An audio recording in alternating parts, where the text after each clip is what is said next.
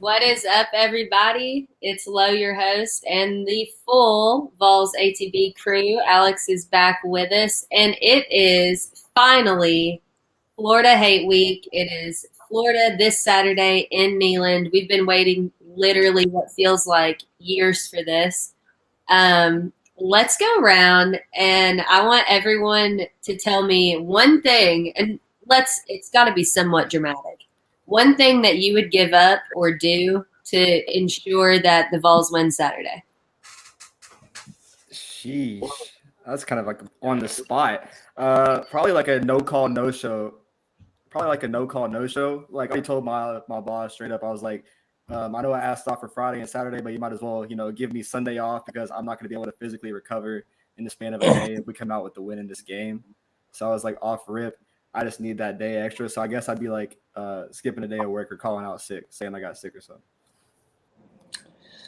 Yeah, it would have to be sacrificing a family member. Oh my God. Call it dramatic, but hey, we've only beaten them once in the last 18 years. So anything that we can do to start off 1-0 in conference play, I would be more than willing to do it. So anything for the Vols and Heupel and company. So honestly, what I would do is I would take a cheese grater to the bottom of my feet, and then I would walk through a mile of broken glass and salt. I'm just right now. You told me to be dramatic, and I'm dramatic. Jesus. Oh my God, bro! It's the first minute of the show. Let's see. I'd be willing to go to Knox County Jail for a full week to pay for the sins of everyone. I'd be willing to do that. I think I could run a little Knoxville jail gang for a week and make it through. Beyond Scared Straight. Yeah. 60 days in with Low. Yeah, Drew having technical difficulties. I would say just looking forward. I know we're going to talk about it later, but the environment, what's going to be crazy. Like, that's all I've been able to think about all week. 101,915. We saw it show up for Akron when we were at that game. It was crazy for a non-Power 5 or whatever Akron's in. Just to see that many people show up and be loud throughout the second half too. Like, I'm just super excited, and I think the place is going to be crazy. I hope we don't rush the field. Please don't do that. But the place is going to be fucking rocking. Like, we're going to have that place shaking. It's going to be borderline dangerous. I think it really is going to be dangerous. Drew just casually. This phone is like the biggest piece of shit of all time. Like, anytime that I exit out and have to answer a text message, it blows up my face when I try to come back in. So I have to exit out. It's a whole entire process. It's very frustrating. What was the question that was asked? We were all just giving our answers about. I gave my answer. I don't know if you heard it. Probably not. No. I said I'd be willing to go to jail in Knox County for a week to pay for the sins of everyone else in Knoxville on Saturday. Oh, okay. Yeah, I actually did hear that part, but all right, good to hear. I'll do that. Although Alex is, I know that Drew is going to commit a murder, but Alex's just sounds way more painful. Yeah, Alex is doing it to himself. Drew is not, scared to do it to a Gator. Alex wants to. I'm sorry. You said to be dramatic. Pain from Alex's end is really. It's bold move. Not that I would ever do such a thing, but you're just gonna kill a loved one. That's fine. You know what? The bottom of my feet will grow back, but not a loved one. So you just take that, Drew. Not guaranteed to grow back after all that trauma. Exactly. Wait, did you just call a Gator a loved one? You're talking about using a cheese grater towards your feet. So, not to mention all the nasty bacteria and shit that's probably in broken glass. You're probably going to amputate both your feet. Hey, that's fine. So you're going to be like, what's his name from Forrest Gump? Lieutenant Dan. You'd be like Lieutenant Dan, pretty much. I like how you're telling this to the one that's in med school. Did we say give some or give our all? Okay, I'm gonna give my all. If that's my all, then I'm gonna give it. That's all I'm gonna say. All right. We'll leave it at that. Dramatic moves coming out of the first 5 minutes of the show. Yeah, off the top. Always takes a turn. Always. Oh, yeah. Man, it's been forever since we've all been together. It's crazy. I know. You got to really feel for Alex, especially because the 2 times that he has been gone, we've had Trey Wallace and SDC Mike on. That's just man, tough. Wait, tough. I do have big news though. Okay, what'd you do? Speaking of school, I got my cap and gown stuff today. Oh, Yeah, What's very up? nice. What's up? What's So up? yeah, congratulations. got a little top hat and everything. So next Friday we get to play dress up and take pictures. But that's all I'm gonna say. That's what I've been paying good money for. So we're almost at the finish line. Better be worth it. Hey, it better be. That's $200K down the drain. Mhm. You know, to talk about that was like crazy. Like the last time we were all together was Skybox, but like we've all been at the Ball State game, and then me and Lo were at the freaking Akron game in the same section. But the place was so packed and so full that like I looked for her all game and literally couldn't even see her in the same row as me. Like it was wild. That place was packed to the brim. You could have caught me on the jumbotron a few times. Yo, Made I made it too. I was chilling. It was great. That was fun. That section's great if you want to see yourself on the big screen. That's a good place to sit. So I guess Akron, you just brought it up. Yeah. We won obviously 63-6. Big stat. I'm going to run through a few stats. What I liked: no touchdowns allowed, and then I'm going to run through the quarterbacks. You know, Hooker 14 of 18, 298 yards, 2 touchdowns. Milton came in though, and I thought he looked awesome. 4 of 5, 112 yards, 2 touchdowns, highest QB rating of the 3. And then Taven Jackson, 2 for 2, 28 yards. The other thing I thought was interesting in this game that I wanted to bring up for us to talk about was that we had Wright for 23 carries, 96 yards, 2 rushing touchdowns, and Sampson for 8 carries, 57 yards, 2 rushing touchdowns. So we had 4 rushing touchdowns on the day, which is very different in comparison to all of the offensive mind and scheme of last year. You know, it always seemed like we were going for the long ball, but now it seems like they're trying to really work into the run game. Do you guys think that we'll do that Saturday, or do you think this was just because of Akron? No, I think it's definitely important. I know last week we talked about how we weren't really impressed with the run game. What we needed to see going into this week was, guys like Jabari Small, Jalen Wright, and Dylan Sampson get involved and see what you had in that backfield. And you saw them come out. I know it was Akron, but they got into the end zone 4 times, like you said. Jalen Wright, I think that's huge to see after he didn't have any pad work all offseason, and then finally seeing a guy like Dylan Sampson flash, and then Jerry Mack coming out and saying that I trust him to go out there on the big stage now after that performance and play against Florida. That's huge to see. Like we all knew the freshman had that kind of speed. This offense has always ran and made the big plays off of running. We saw the injuries. We don't know who's going to play. It sounds like the running back room's in full health. Still waiting to hear on Cedric Tillman. So if Cedric's out, that running game is going to have to be key. And I definitely think that's something important because when you saw what we were playing all game, I was looking up at that scoreboard, looking at South Florida and Florida. When I came back and got home and watched the tape, it was, Florida, their run defense, absolutely, painful to watch. Like a 3rd and 18 gap play where they just ran and converted it, where they had no business of making that play. And when you take the Heupel offense and how they play in space with the running backs, I think we definitely saw some potential to kind of gap that. And that's definitely going to go into this week, like you said. But it was, great to see. I definitely, wanted Hooker to stay safe. The running backs got their plays, but Akron was one dirty hell of a team. Like we can't discuss that enough about what Akron was out there doing after they were down a couple of touchdowns. But all in all, not too detrimental in health. I think we can go out here and be fine next week. But it was a huge win, a huge, great piece to see. Yeah, I mean, I think it was big that we were able to cover the spread. I mean, I think a lot of us were pretty much mind blown when we came out as a 50-point spread. And quite honestly, you could have argued that we should have been a 60-point favorite going into this game. But I think it was overall a good performance. Still though, I mean, I know that like the running game has definitely improved compared to the last couple of weeks, but we're still only averaging 83 rushing yards a game. And that the run game is going to be detrimental. I mean, that is going to be the number one thing for us in order to beat Florida on Saturday, is that we have to find a way to take advantage of their god-awful rush defense. I mean, this is the same defense that allowed 286 yards to South Florida last Saturday. We got to find a way to be able to run the ball, find those open holes, and get good gainage and yards, because we can't rely completely on Hendon.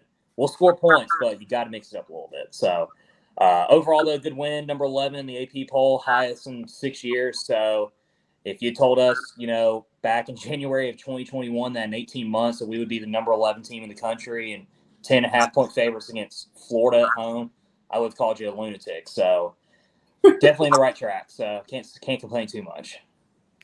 Yeah, I'm just gonna revisit what Brando just said about how Florida performed last week. They gave up what, like 150 some rushing yards to USF, and then here we are coming off our best rushing game of the season.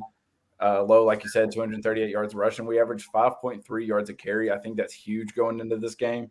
So again, I'm pulling for my boy Dylan Sampson. I just love him. I think he's going to be the next great running back at Tennessee. But he also had a really good game. But I think that just the way that shit's lining up right now, I think that we're set up very well to perform in this game. Um, but yeah, just really good to see a good total performance on our side. The one thing I will say that I didn't like from this game was the 11 penalties that ended up giving us 118 yards. So we got to clean that up in this game because I think the only way that we lose is if we beat ourselves. I truly think that we have the better team versus Florida this year. So we have to clean up that just to prevent them from getting a chance. So just going forward, we got to clean that up. But the running game looks really good right now. So I know that I put a call in on voluntary reaction after the game last Saturday, and a lot of people some people agreed with me, some people didn't. It is what it is. I'm not afraid for anyone to disagree with me by any means. But I was talking about Hooker and how I still was just not impressed. And I know that his numbers speak so much. And when you read the numbers, it looks phenomenal. And I'm not saying that he's not the guy. He's definitely QB1. What I'm saying is it is just so strange to me how different he looks from last season, and I'm not sure what it is. Like, is it a timing thing with him and the receivers? Are we just moving slower? Or what are we doing? What's the deal here? Well, I think it's fair to say that about Hendon because even Hendon himself has said that I haven't been the best that I can be, and I've left some plays out there on the field. You saw it in the first drive against Pitt.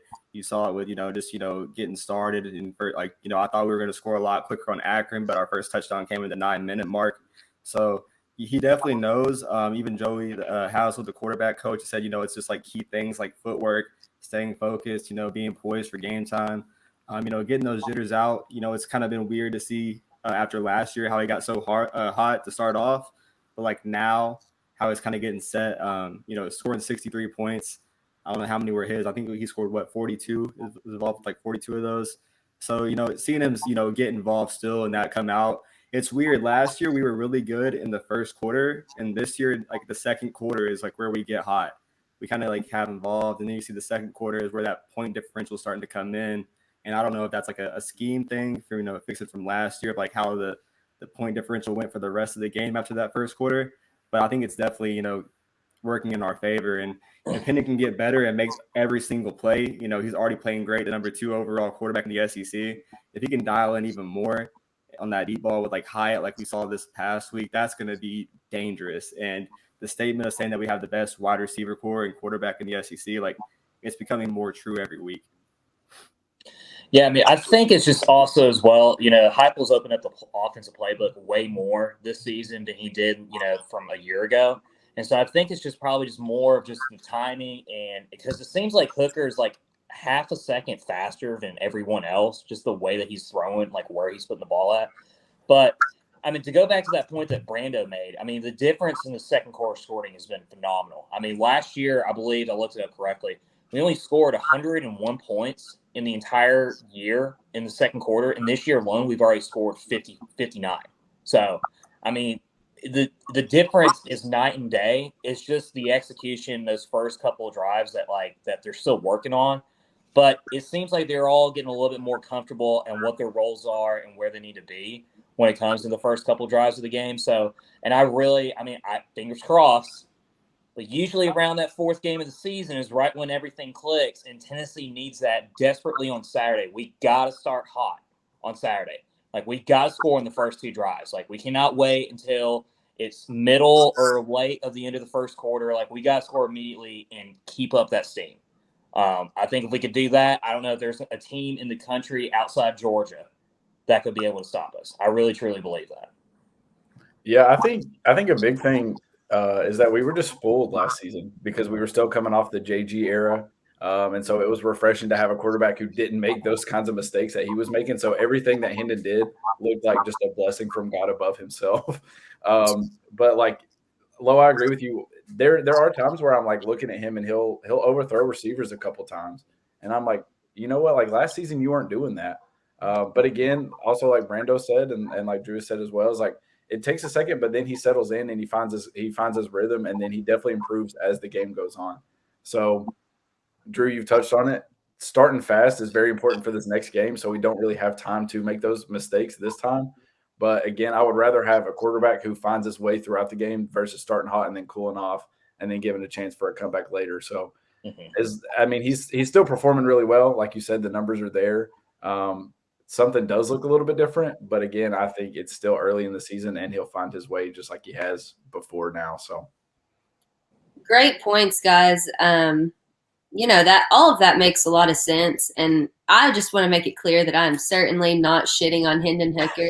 I have said in no way, shape, or form. In no way, shape, or form. I'm just we don't trying. do that on this show.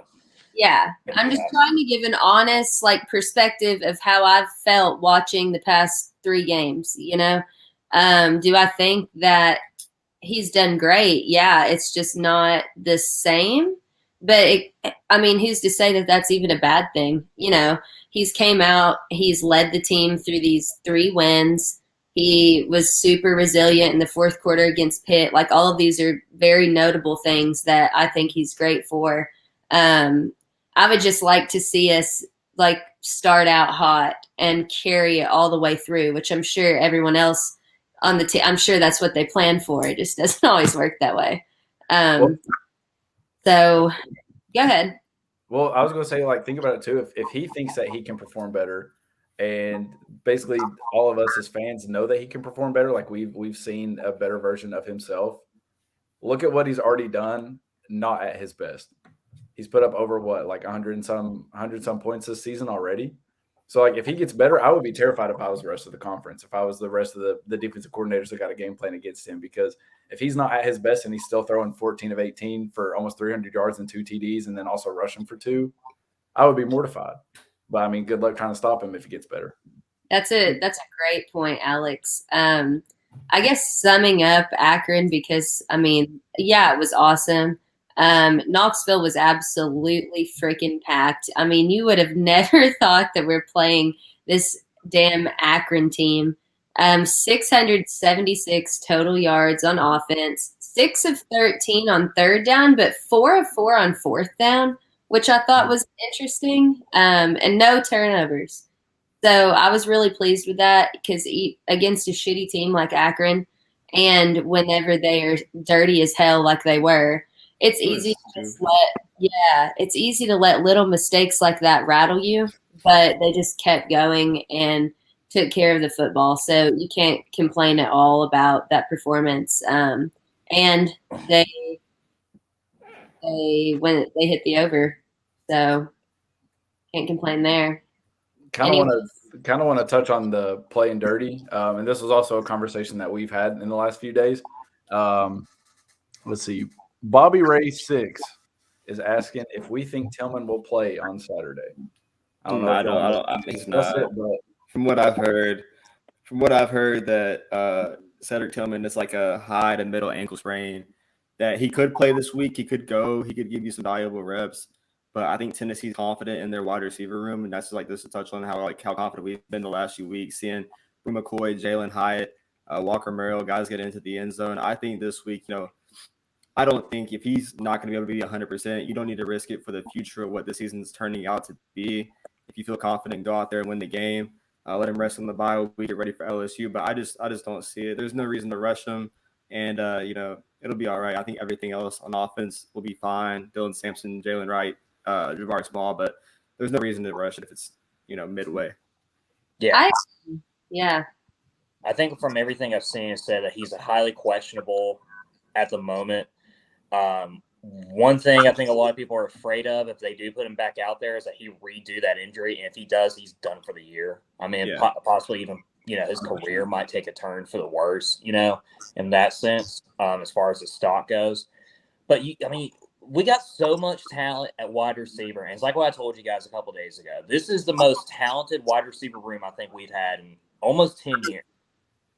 There is no reason for us to risk him out there for a game that with him or without him, we should win regardless. Like, if it was Alabama or even LSU, like where we have that chance to go 2-0 in conference play and be a top 10, even potentially a top 5 team, then that's one thing.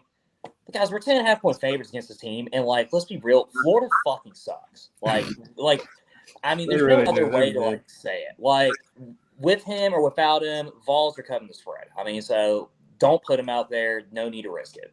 I just wanted to say you are thinking they're covering the spread, really? I really do. I mean, like, Hey, there's Florida- no reason for them not to. I mean, Florida Hate Week Drew is a lot better than preseason Drew. I'll say well, that. you know, I got to coming see around, Florida, baby. Well, I got to see Florida after 3 games, and what I realized is that they can't stop the run. They don't have a quarterback. Their offensive line is terrible, and they're depleted with injuries on the defensive side of the ball. I mean, there's no reason for us to not at least cover the spread and drop at least 35 or 40 on them. I mean, there isn't. Welcome to the dark side, baby. I know. I hate it. Dear God, I wanted to say, like, since we were talking about Akron playing dirty and wide receivers, our boy Jimmy Callaway taking care of business, getting it done, Throwing the 1-2 combo, ain't he? more than the 1-2. He threw the 1, 2, 3, 4, 5, 6 on them, bro. So, I mean, just to be honest, he's suspended apparently for the first half of the Florida game, according to Jimmy Himes. I don't know if they play him. I don't know what hype will like. I think the first half is like common rule. I'm not sure if the team will discipline him even more. But if he is available for that Florida game, that's just another guy. Like, if things do get deep, they can put out there on the field. I thought you saw, like, before that happened, he had a good like game, like 5, 6 consecutive receptions. So, you know, Akron, man, super dirty. A lot of plays. Hendon Hooker just tossing the ball off and getting hit 5 seconds later. Absolutely ridiculous. Trying to do like rolls and stuff. And like, I've seen all the conspiracies about who told Akron to, you know, play for injuries or whatever. But this is a dirty team, man. And, you know, to be 0-3 or 1-2 and an overtime win against St. Francis University, they just have it. Like, they deserve it. So, on to Florida. Yeah, on to Florida. The hell with Akron. All right. So let's go to Florida. So, God, they looked like absolute dog shit last Saturday. Yeah. What a beautiful sight. They really – okay, so just a few stats. They almost lost to a horrific South Florida team, barely beating them 31-28 in the final minute. But South Florida almost took it to overtime with the tying field goal. It was fairly close. And South Florida held Anthony Richardson to 10 of 18 for 112 passing yards and 2 interceptions. That's no touchdowns, just 2 fucking interceptions. Total dog shit. And then 7 carries for 24 yards. If you stop this man, we are going to demolish Florida on Saturday. It's one singular dude. That's all you have to deal with. One dude. I'll say it was crazy being at the Akron game and looking up at that scoreboard and being like, holy shit, like, is that real? Because you saw the Arkansas score in Central Arkansas, and then you saw Florida and South Florida, like, wait, what? Like, it's 31-28. Like, it was absolutely crazy. The whole place was buzzing about it. Anthony Richardson, if I told you that Joe Milton had more passing yards and touchdowns than him already as a backup, would you believe me? I don't think you would. But Anthony Richardson, 0 passing touchdowns, 4 interceptions. Yeah, he's shined as a rushing guy against Utah early. Got stopped against Kentucky. They gave the blueprint. And South Florida, who has no business even beating Central Florida, goes into Gainesville, or was it? I don't even know where it was at. And yeah, in Gainesville, and almost beats the Florida Gators under the Billy Napier. Like, absolutely crazy. I know. Gators. Yeah, dropped 24 on Florida, bro. Like, I know they're down their best linebacker, and there's a true freshman starting there. But there's no way with the corner talent and the defensive line talent and having just normal SEC talent. I know they have depth problems way more, you know, as significant as we did 2 years ago. But there's no reason it should have even been close with South Florida. And like, to talk about their run defense, about how they were getting gashed, it was crazy when I went back and watched it. Like, absolutely crazy. And like, just seeing all the quotes about Florida not being confident in Anthony Richardson right now already, when he's like their only option, saying that our quarterback room is already beat up, and that, you know, Anthony's kind of lingering with, you know, he's been beat up against Kentucky and South Florida, and he's, you know, throwing picks and gotten hit a lot because their offensive line is pretty bad too. It's just crazy to see like Billy Napier saying, yeah, we haven't let him play his best and run the football. We're not going to let him run the football because if we do and he gets hurt, our best, you know, option is a true freshman quarterback that, you know, we had to pick up late because our other quarterback decommitted. in the 2022 class. And I just think that we saw what we did to Keaton Slovis and Patty against Pitt. If our edge rushers get back there, if our defensive backs get back there, if Aaron Beasley gets back there for Anthony Richardson, I know it's going to be a long freaking day for Anthony Richardson. I just don't think that he's going to have the nerve to run. I honestly don't even expect us to rush a lot. I think if you just play back and make him pass, he's going to make the mistakes himself. But I just think overall, what we're seeing from Florida, that Utah game was a pretty much a miracle in Gainesville at this point. Yeah, no, it was definitely a fluke more than anything else. But, Tennessee being 10-point favorites, guys, this is the largest point spread Tennessee has had on Florida in 25 years. God. 25 years. The largest spread that we had prior to this week, was in 2002 when we were only 5.5-point favorites.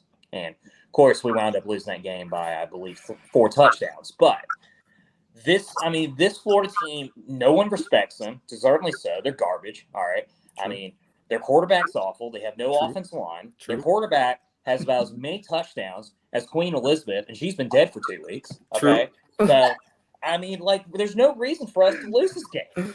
I mean, there really isn't. I mean, Checker Nealon averaging 141 yards a game, passing yards, only 134 rushing yards. Yeah, and a lot of that did come from the Utah game, but like I said, he got banged up from Kentucky. They still throw him out there because their second best option is a freshman quarterback that is playing with a fractured thumb. He's day to day. So I mean, they got no other option. I mean, guys, if Tyler, I mean, I'm afraid for the guy's health. I'm pretty sure Byron Young and Tyler Barron are going to tear this guy apart more than they did with Keaton Slovis. I really do believe that. Yeah. Even Dan Mullen. Dan Mullen even said it on a video today about how, even last year, he's like, I didn't throw Anthony Richardson out there a lot last year because he just kept getting banged up. The guy just gets injured. Like, I know Dan Mullen's not the Florida Gators coach anymore, but I think you would have, more respect for Anthony Richardson on the mic. Exactly. And I mean, and you're talking about in their press conference this week, being completely smug about this game. Anthony Richardson, yeah, it'll just only be a little bit louder than the home games. I don't think it's going to be playing in Canada. I don't see this as a big game. The disrespect. I mean, my God, people, Saturday is going to be the rowdiest Neyland's been since the 90s. I believe it's going to be Ole Miss on steroids. It's going to put the Ole Miss game to shame last year. I really do believe that. I mean, it's going to be unbelievable, and there's no reason for us to not win by at least 15 or even 15 points or even 3 touchdowns. I really do believe that. The sage is set. I didn't want to cut you off, Alex, but just off of Drew's point, I think it will certainly be rowdier than the Ole Miss game because everyone was so fucking hammered by 7 o'clock. That's true. They didn't make it in, but 3:30 to kind of dial it back a little bit so you can make it inside. So I think that'll fare out better. So here's the thing: is I missed the OU game back when we hosted them. I also missed the Ole Miss game last season, and so this is like one of the few times that I've got to see Neyland really, really rocking in a long time. So I've tried to explain it to people down here. Like one of my professors was like, "Oh, are you taking the class this weekend? Because we have an elective this weekend." And I was like, "Do you understand what's going on this weekend?"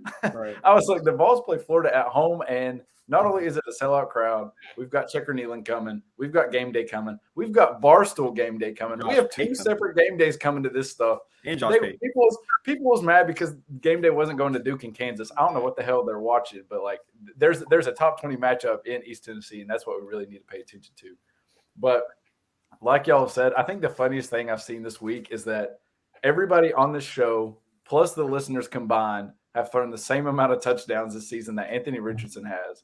And also, let me remind you that our backups threw less incompletions last game than Anthony Richardson has thrown picks this season. So what's it? Oh shoot, I forgot. Milton throws two incompletions, and Richardson's got 4 interceptions on the season. So again, we know how Florida always plays against us, how they always play their best game against us. But I truly think that this is different. And like it's been said with Tillman's health, I think Tillman is the difference between us winning by 24 to us winning by about 14. So I don't think there's anything getting between us and blowing Florida out of this game. Once the crowd gets behind us, I think Florida won't understand what to do. And I just want to run them off the field. We're not going to rush the field. Obviously, I don't think that is appropriate for this. But please come prepared to lose your voice and lose your hearing for the next few days, because that's what I'm going to give. That's all I got to say. That is so freaking accurate. All right.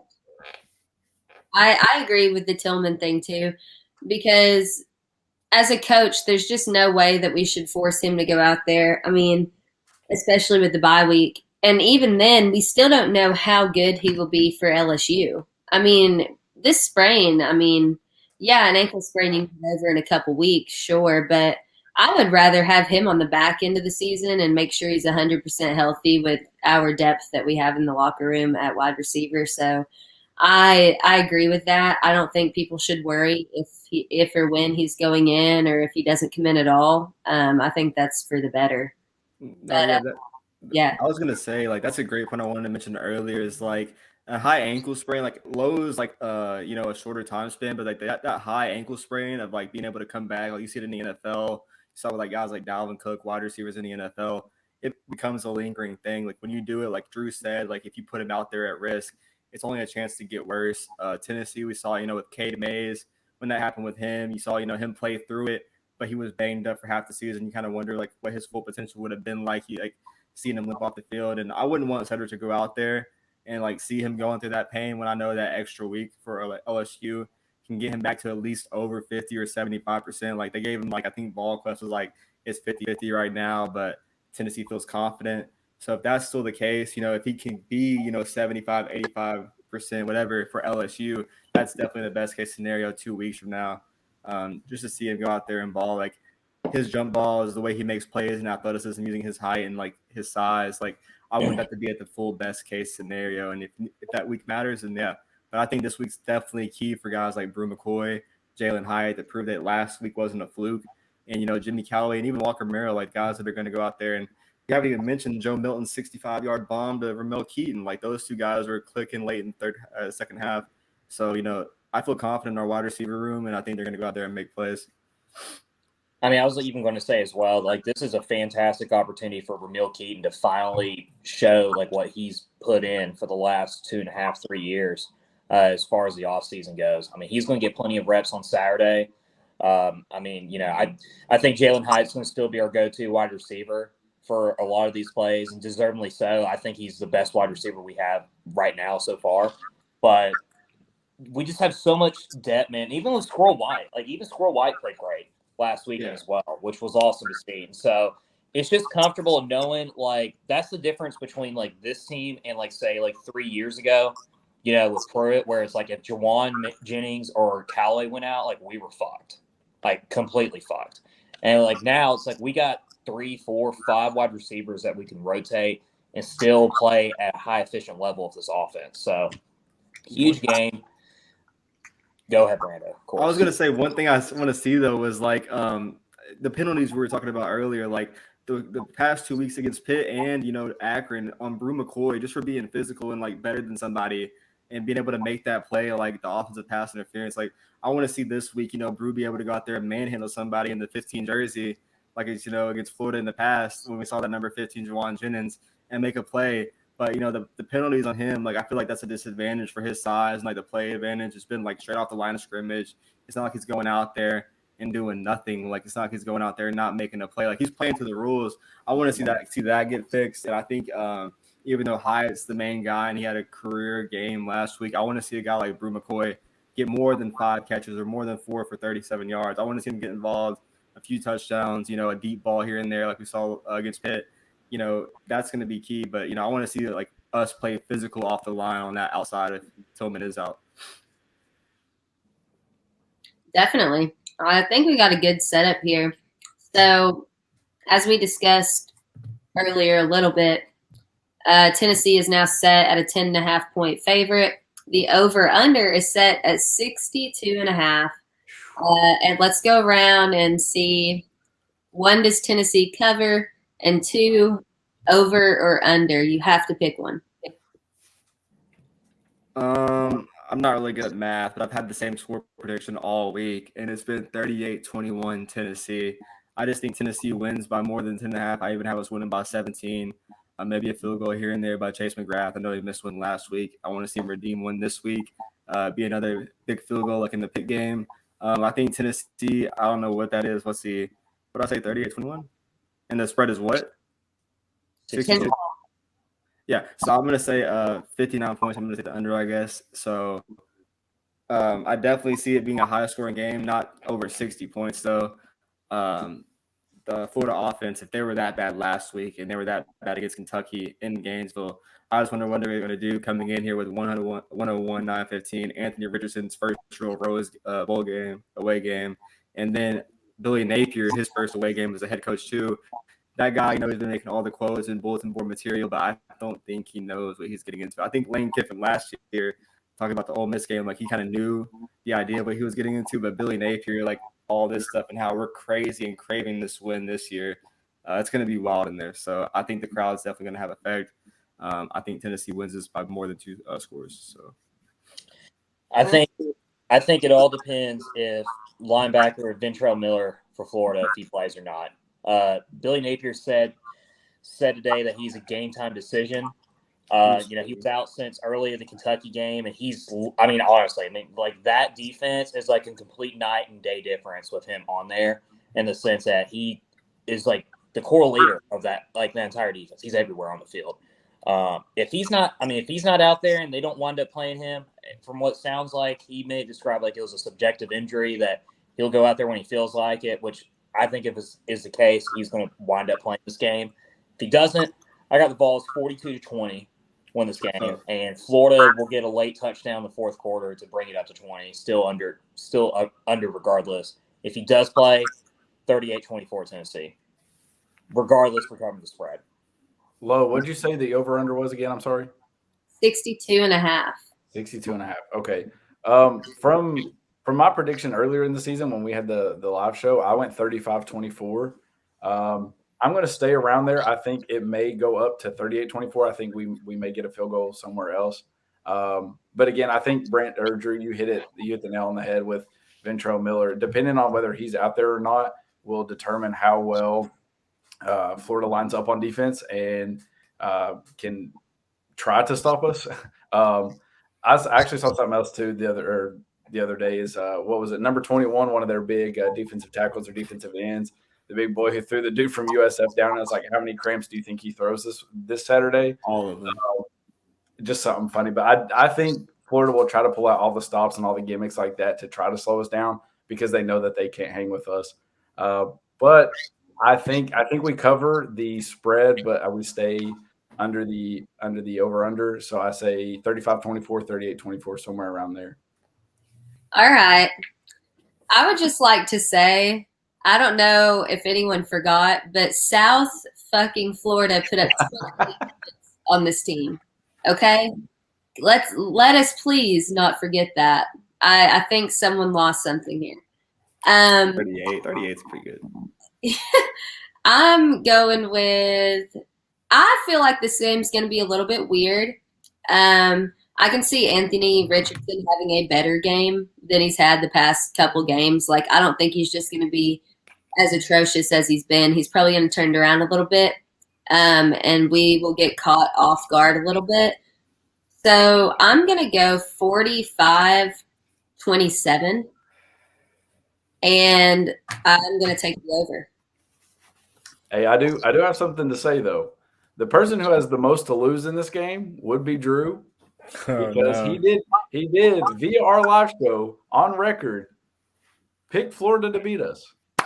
So, Drew, technically you have the most to lose this weekend. Granted, I mean, like I told you, it's a win-win regardless with that true, loss. that's what I was about to say. The win Because is the day with the doll. if we lose, then I'm right. But if we win, who gives a fuck? The Vols won. Exactly. No, absolutely. Absolutely. Who cares? Who gives a fuck? If Whenever you're- you go on a date with that doll.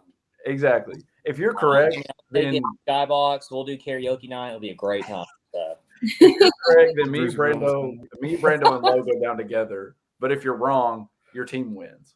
And you get to experience a great atmosphere of what Neyland's about to Exactly. put on Like us. I'm in a win-win regardless, because if we lose and I picked us to win, then like I'm gonna be pissed off for the rest of the night. But it's like Pal pissed off. What is it? What's the Very rest of it? furious.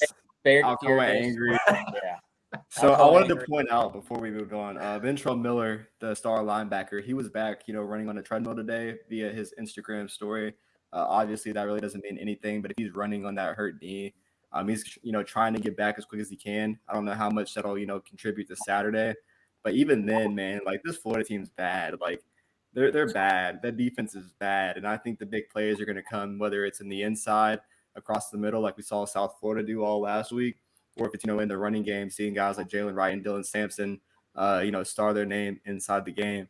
But I just think that's going to be a key point. Seeing if he plays, I still think Tennessee, covers the points of the spread. But also to point out that crazy clip that went around of that, lineman, there's no way that man plays more than 15 snaps. I looked it up. That man is 415, bro. Hey, he cramping early first quarter. First drive, he might cramp. So he might get like a 15, 20 plays like he's a Jordan Davis prototype. But that man, I just don't see – if you don't run the ball to him, like he's not going to have an impact. And, like, there's just no way. I mean, dude, like Hendon Hooker would basically just have to walk away from him, and he would be already getting at that point. So. Hey, if Hooker makes a cut, then he's cramping. I promise you. He go look to Coach Napier, be like, "Oh yeah, my leg," and then just grab it and fall. Did y'all see the tweet from Billy Napier, the quote on him, where he was talking about how do you game plan go into tempo, like with your game plan? He's like, well, there has to be some kind of strategy around it. Obviously, if you run a tempo or playing against tempo, you have to control your offense to play with that speed or keep up kind of thing. And to hear the word strategy, like the first thing that went to my mind was the cramps. Like I definitely think that if they can't keep up, like Florida is definitely the type of team. Like let's be honest, that program is going to go out and do it. But grab your leg and fall. That's all you got to do. I think it's key to have. I think it's key, like we talk about the 2-point difference this year. We need that first quarter buzz this year, like against Florida. If we go out there and put 21 up straight up against this trash team, like I just don't see no way Anthony Richardson's going to have one, the confidence, or two, the ability in general to come back from that, that much down on his feet with no talent around him. I just don't see it possible. But you just got to start off early, hit him in the mouth, treat Florida like they're Florida. I know Juice Davis is probably somewhere hype right now, going crazy. And I almost wore my Gator Killer shirt. I have it somewhere, but I'm definitely rocking it this Saturday for my white section. I'm in a white section this week. So God, me too. I hate being in the freaking white section. It pisses me. Sucks. I want to point out, I'm sorry, like, I went to 6 stores yesterday to see a white shirt. I went to Walmart, Target, and I ended up having to go all the way to Kohl's to get a freaking white Tennessee shirt because no one had one, and I didn't trust the Vols shop to get it to me by Friday. So I was like, I'm not risking it. Bro, it took me 3 hours to find a white Tennessee shirt. The other option you had was that you could have just went to the Vols shop on Friday in person and bought yourself a white shirt. I don't know if you know, but I went for Akron. I went to the Akron game for the Vols shop, brother. It was I couldn't even get to the bathroom. I didn't even go in the shop. I wanted to go to the bathroom. It took me 35 minutes.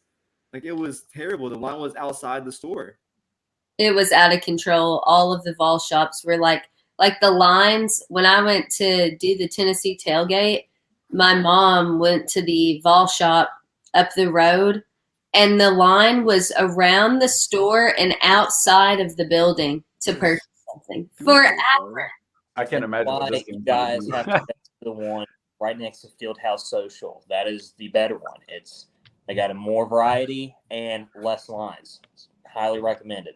I'll say the ticket, getting inside for being a sold out game, the getting inside. I know, like me and Drew complained about it last week. Getting inside was much easier this week for me, at least, and that was great to see. I know with the whole electronic thing, I already got my tickets downloaded for Florida, so hopefully, like, we all get in there, man. I think, like, I know Trey Wallace tweeted out there's like a 2,500 ticket allotment for Florida fans, and I don't know if it's gonna be upper deck or bottom deck, but I just hope we give them hell, like, respectfully, treat them like they're Florida. Absolutely. So, do we have anyone else joining us now? Supposed to be, yeah. Yeah, we had a few in queue if y'all wanted to go ahead and we have Drew's friend. Drew, if you want to take it away. Yeah, this was the guy. Him and I first started off a podcast about 3 or 4 years ago, just rambling on about random college athletics and NFL stuff and everything. one of the very first people I met when I lived in Prague 6-7 years ago. One of my best buddies. He's actually having his first ever Neyland Stadium experience this Saturday for the Florida game. So he's more than hyped up about it. So yeah, his name is Dan. Get him on here. He'll love to talk shit to you guys. So let's have that, Dan. The first ever Vols ATB live caller, Dan. What is up, my guy? Hey, it's good to be here. I'm coming from you live from Philadelphia right now. I'm going to be down in Knoxville in 2 days. Yes, sir. I can't wait. I mean, of course, you had a fucking LeBron as a goat on your damn. Yes, tag. sir. Come on. Right. Man, speak the truth. I mean, if you're gonna be rocking with my man Drew, I know you're about to have a hell of a time. Drew is a clown. Drew's a clown. You know, he is Skip Bayless in his LeBron hatred. You know. I mean, if you haven't He's another heard him, level. Dan, I don't know if you've heard him on our show in the past. He knows his SEC football, though. I'll give him that. He knows his SEC football. He knows his football. Dan, the past 6 weeks, Drew's been on this show, claiming that a loss for Florida, even at the live show at Skybox Bar and Grill. I want to get your opinion on the Florida game coming in. I know it's your first Neyland experience, probably. What are you expecting? Like, I know, obviously, how do you see it matching up? Are you going to be one of those wild guys in the stands? I'm going to be one of. Well, I even brought orange paint with me, as Drew will attest to. But I tested it and it doesn't come off very easily, so I decided not to use it. So I'm throwing it in the bin. I look like a British carrot, so I'm not wearing the orange paint. Obviously, I'm looking forward to a big SEC rivalry like this. I'm looking forward. The Vols should win easily. If you don't, I'll be really surprised. Anthony Richardson, he hasn't thrown a passing TD. Come on. I know he's done about as good of a job at quarterback as your queen, who's 6 feet under, dude. I mean, Oh my God. Oh, wow. Woo. That's disgusting. oh my God. That is, what? If we're going to talk about disgusting things, let's talk about the Florida Gators. Obviously, this week it's going to be wild. I think last year was crazy when we all went to Ole Miss and saw what happened there with all the calls and, the intentional, injuries and just getting the crowd riled up.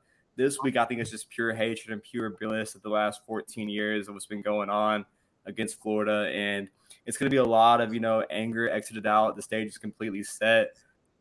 Peter's calling you rude in the comments, Drew, for talking about his queen like that. But I think overall, man, like all the hype is crazy. You would never see national media be so confident in a Tennessee pick against Florida in decades. And long live the queen. But I hope you have a great time here, Dan. It's going to be a great memory for sure, man. First Florida game, W. I'm really looking forward to it. I hope to meet you all. And obviously, go Vols. Hey, man, I love your fucking accent. That's all we need to hear. Great. Vols. Love the accent. I hope I get to hear it in person. You will. I'll be. I'm there all week. I'm there all week for you. Don't worry. Yeah, he'll be there. He'll be there at Hops and Hollers with me on Friday night.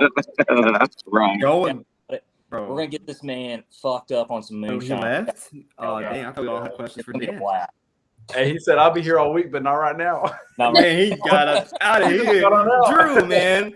The queen, really? Yeah, I mean, okay, I have my beliefs on the queen and all those things. Not that I would ever dispute that on the show. Hear me out. Her body ain't even Are you one of those guys that think like she was long gone before the announcement came? Well, yeah, like, dude, I mean, she was walking dead.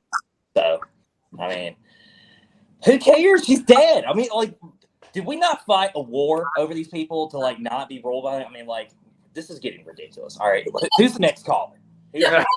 Moving on. Oh, my fucking God. Oh, no. Who do we got? Okay. We got Next, we got the man, the myth, the legend, the man that traveled all the way to Skybox Bar and Grill to see us all with Haley. The overall Vols ATB GOAT, Mr. Stone Cold's Vol 98. What's going on, guys? What is up? Yo. I gotta grab my beer real quick. Hold on. Oh my God. Oh my Brando. God. So Sorry about that. Sorry. coming in with That's great love right there. passion. That's love right there. Oh, Oh, we're talking about the flag. That's on me. Sorry. I actually got it from the ATB store, so you guys go get your Let's Go Brando flags. Let's go, Brand. Oh my god, I just peeped that. Nah, you're fucking crazy, dude. What the fuck? Nah, you're different for that, Wow. brother. Hold up. Move your head real quick. I need a screenshot. Thank you. Okay, Yeah, for sure. that's fucking crazy. Obviously, I haven't seen you since the Vols ATB live show at Skybox Bar and Grill with Juice, but huge week coming ahead. I know you're heading into town. Gonna be a crazy game possibility. So, bro, how you doing? And what do you expect this week? Man, I'm chilling. It's gonna be a big week. Sadly, I will not be in Knoxville. I got to go out to. Yeah, that's on me. I got to go out to Dyersburg for my grandpa's birthday. So I mean, I guess I can't. That's fair. Exactly, but who cares about a birthday when you're 75? You've had enough. Oh no. I'm gonna be honest with you.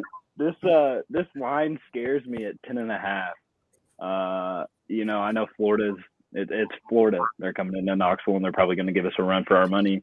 With that being said, though, I think Hendon Hooker has a breakout game. We actually cover, and I'll take the over on that as well. Tennessee wins 45-24. Oh, there it is. Very similar to my score. I like it. Okay, that's a great question I wanted to ask y'all. Do y'all think if Hendon Hooker has a breakout game against Florida, does that automatically mark it at his best game as a Tennessee Vol? Oh, easily. I mean, yeah.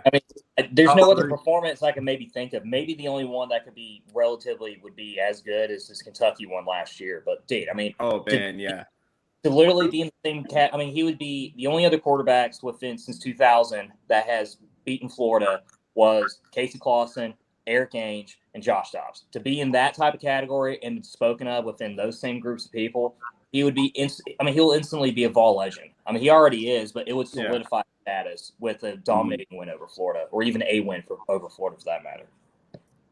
Facts. Well, I agree with that. There's no way around it, and I mean, what better way to rally everyone, Knoxville and your whole team behind you, and then take a bye week before rolling into LSU. Like, if they win this weekend, they'll be ranked top 10 in the country. They get a bye week to fix whatever they need to fix, and then they roll into LSU with a solid chance to win. This game is everything for Hendon, I think. Not only for Hendon, but man, the future of this program. Like, I know we haven't touched on recruiting in a while. That this weekend is absolutely huge. You have most of the Vol commits. You have a newly ranked 5-star defensive lineman, David Hobbs, who's coming to Tennessee with his final two being Alabama and Tennessee, most believe, with Tennessee probably having a slight lead. You also have different guys just coming in. It's going to be absolutely crazy. All the rumors, coming up. Top 10 class already with the bumps for Nathan Leacock and Tyree Weathersby.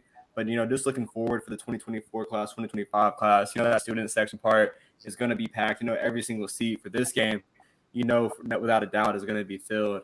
And the experience for the future of this game to talk about, being a program changer or looking for the future, like there's no doubt that if you beat Florida in year 2 under Josh Heupel and, continue the trend, and obviously there's in the rest of the season, like we saw Butch beat Florida and then fall flat on his face. But man, like if you can continue that trend and like everything that's going on with the pay raise and all the good news, like there's been nothing but good stuff. And if Tennessee continues that, man, like they're definitely destined to get into that top stage of college football and be one of the top teams, man. Top 10 going into week 5, that would be absolutely crazy. If you would have told me 2 years ago after we fired Jeremy Pruitt that we would have a guy with a high tempo offense and be doubling our offensive average score and averaging 52 points this year so far, that would be absolutely insane. Like I'd call you stupid. And to say that we're a 10-point favorite against Florida, like without a doubt, everyone thinks that we're going to go in here and win this game. It's different, man. So all in all, it's just wild. Hey, I got a question for everybody. We'll start with Stone Cold, but I kind of want to go around the room. We've given our predictions for the UF game, but now I kind of want to hear player of the game predictions. So Stone Cold, if you want to start with that, if you're ready to answer that, we'll go ahead and start with you. Yeah, for sure. I'm gonna go with a good Jeremy Banks here. I think Jeremy Banks absolutely goes off this game. Racks up a bunch of tackles, gets a couple sacks in there, might even get a pick. Anthony Richardson, like you guys said earlier, no touchdowns, 4 interceptions. Like, that's just terrible. This guy's not a good quarterback, not a Heisman contender. Jeremy Banks is going to go off. I know I said it's going to be a Hendon Hooker breakout game, but Jeremy Banks is going to set this defense solid, and he's going to get the job done. Warren Burrell will get his first interception. He's not playing. Not surprised. Okay, he has a lingering injury, Drew. Why would you not be surprised? Are you trying to diss the man's performance on the field? Are you trying to diss Warren Burrell's performance? Are you trying to call out players by name, Drew? I mean, I just kind of Warren Burrell is dealing with an injury in his shoulder of a previous injury, and you're over here talking about his performance? You're sick. For 3 weeks. I mean, this is absurd. This is absolutely ridiculous. Drew, Warren Burrell is the face of this franchise, all right? I don't want to hear no slander toward this man's name. Okay, Drew, before we go on to a downward spiral on the Florida Hate Week show, who is your legit pick? Okay, realistically, probably Jalen Hyatt. I think this is a game that Jalen Hyatt will really go off and be able to get 150 yards and a couple touchdowns. I think it's going to be a very similar stat line that he had from last Saturday. And then from defensively, I would see Byron Young getting at least 2 sacks and 3 tackle for losses in this game. Okay. For mine, I'm going to say offensively, I definitely think I'm going to agree with Drew for once, actually, and it's going to be Jalen Hyatt. Just because, like, we saw with the Pitt game, like when the run game wasn't going, you saw the quick pass to Jalen Hyatt on the outside against Akron. You saw him finally go deep with Jalen Hyatt that we haven't seen since his freshman year when JG was at quarterback. So to see them hit that deep ball and to see his speed finally, break away, that's going to be huge for me offensively with, especially if Cedric Tillman isn't good to go. The big plays or the short plays overall, I think he's going to be getting this offense moving at the receiver core just with Brew kind of, still learning things.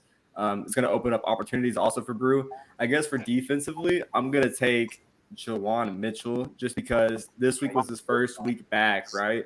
It was his first week back, and realistically, it was a year off of, like, football in general. The man had an impressive game. He showed out very little rust, was out there, getting pressure, involved in a lot of plays early. I just think that they said mentally he's bought in. I think this game would be a huge game to prove it as a sleeper. Drew's over here shaking his head.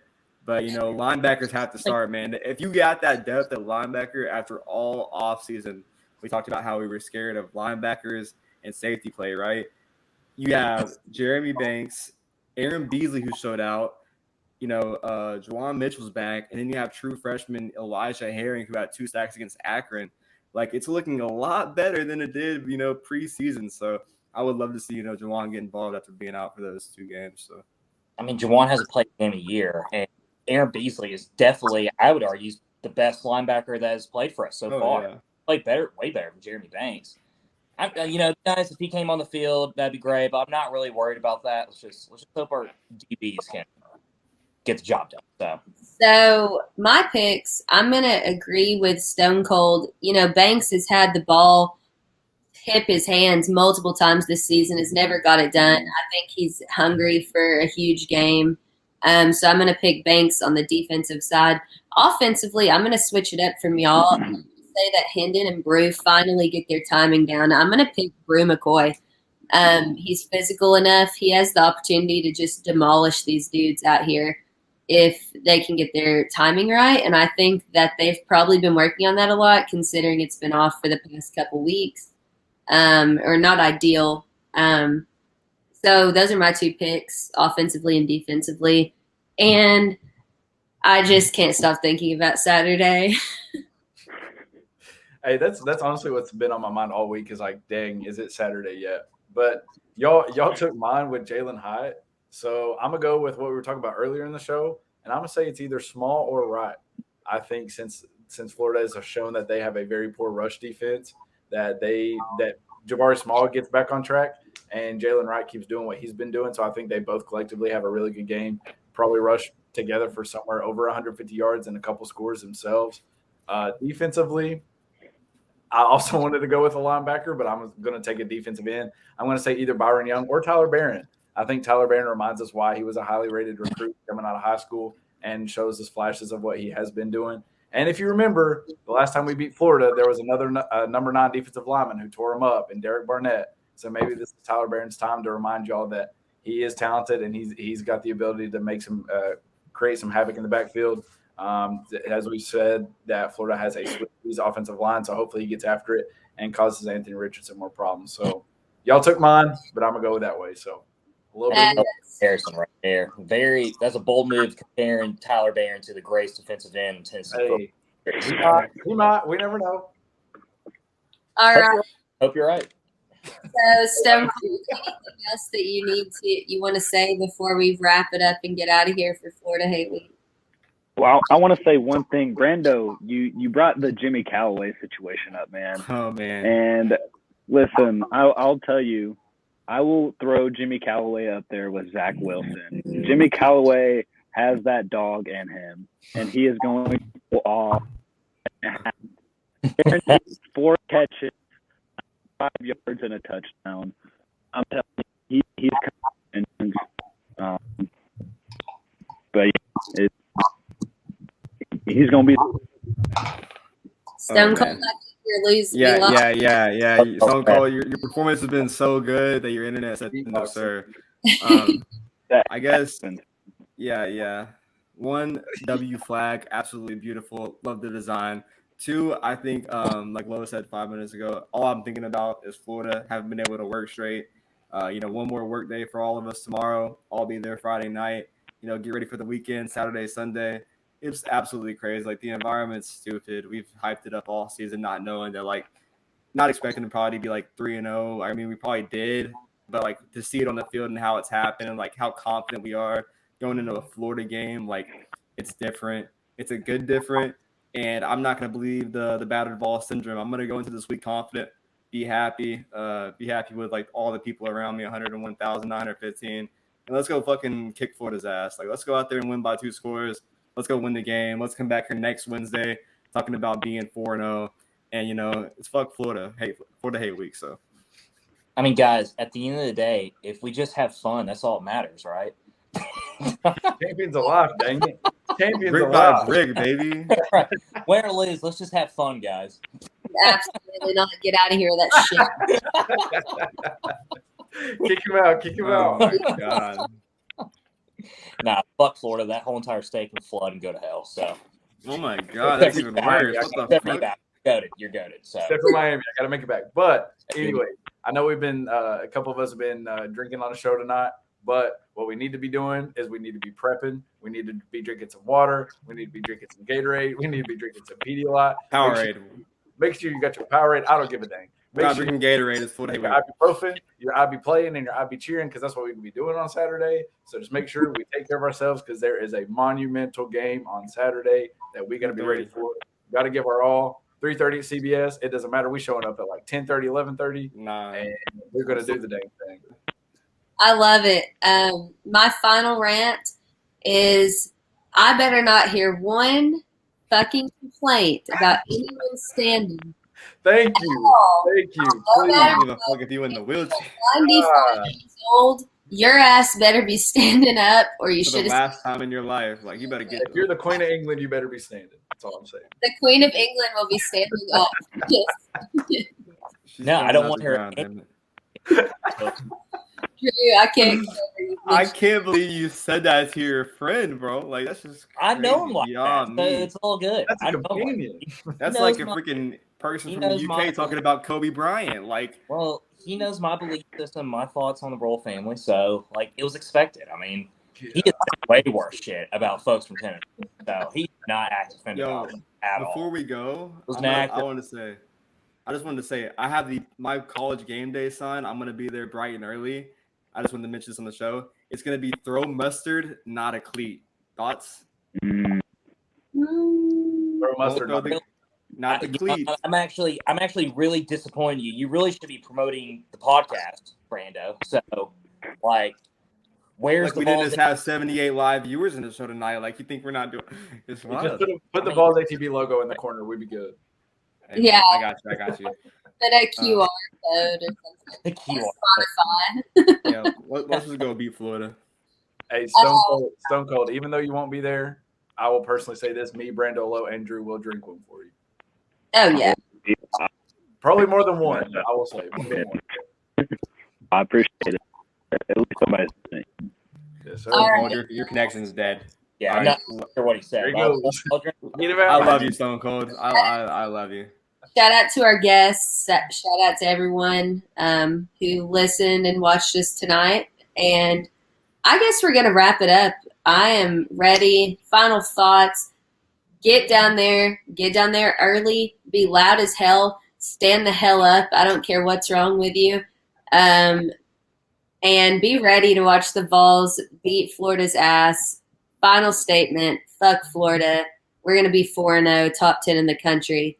And I think that's how we all feel. So until next week, maybe, unless we take a week off for bye week. The one thing is that we do plan on being around G10 at Yes. around 11:30 or 12. So We please will put out a tweet. Come meet us. If we will be there, tweeting. We'll be full in sending effect. pictures. We'll let you know exactly where we are. Please come up, say hey, drink a beer with us. That's really about it. If you ain't there, you're not going to have any of the pumpkin pie moonshine that I will be bringing on Saturday. So You heard the man. As I'm the not great, sharing my tequila, so you got to bring your own shit.